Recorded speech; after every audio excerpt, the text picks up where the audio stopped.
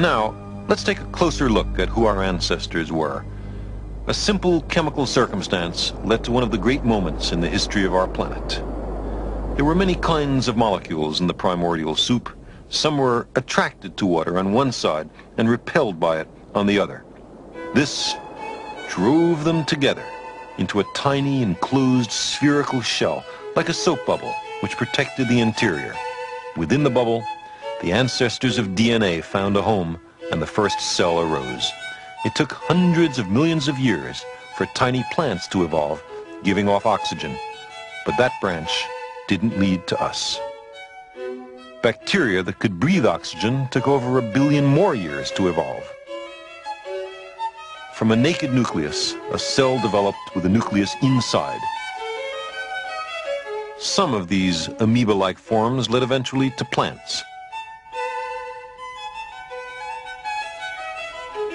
Others produced colonies, with inside and outside cells performing different functions,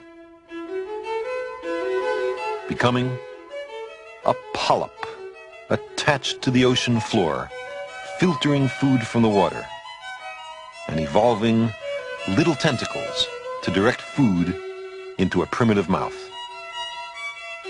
This humble ancestor of ours also led to spiny-skinned, armored animals with internal organs, including our cousin, the starfish.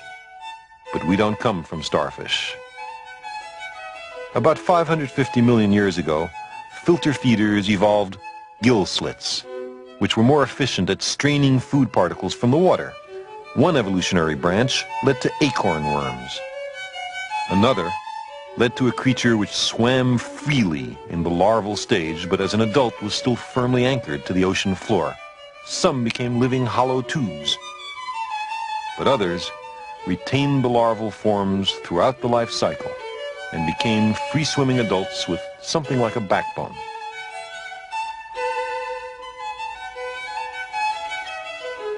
Our ancestors now, 500 million years ago, were jawless, filter-feeding fish, a little like lampreys. Gradually, those tiny fish evolved eyes and jaws.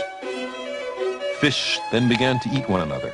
If you could swim fast, you survived.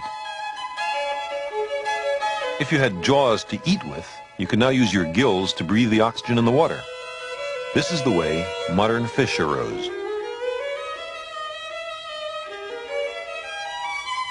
During the summer, some swamps and lakes dried up, so some fish evolved a primitive lung to breathe air until the rains came.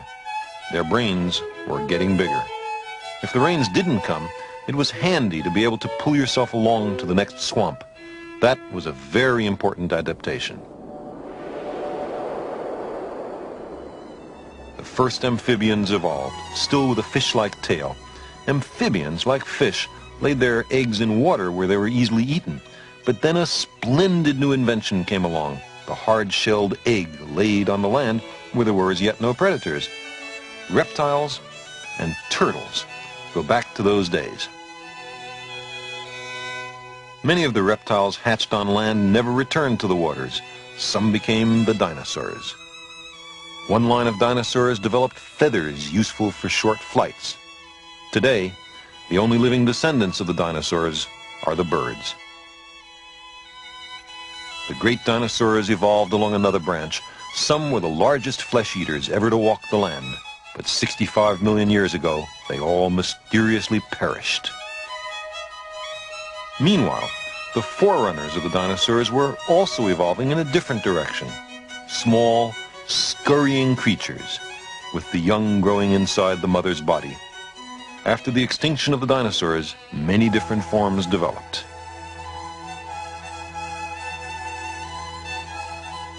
The young were very immature at birth. In the marsupials, the wombat, for example, and in the mammals. The young had to be taught how to survive. The brain grew larger still. Something like a shrew was the ancestor of all the mammals.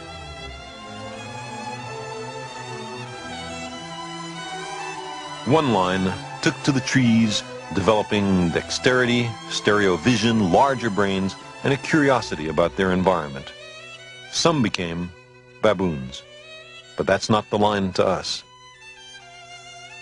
Apes and humans have a recent common ancestor. Bone for bone, muscle for muscle, molecule for molecule. There are almost no important differences between apes and humans. Unlike the chimpanzee, our ancestors walked upright, freeing their hands to poke and fix and experiment. We got smarter. We began to talk.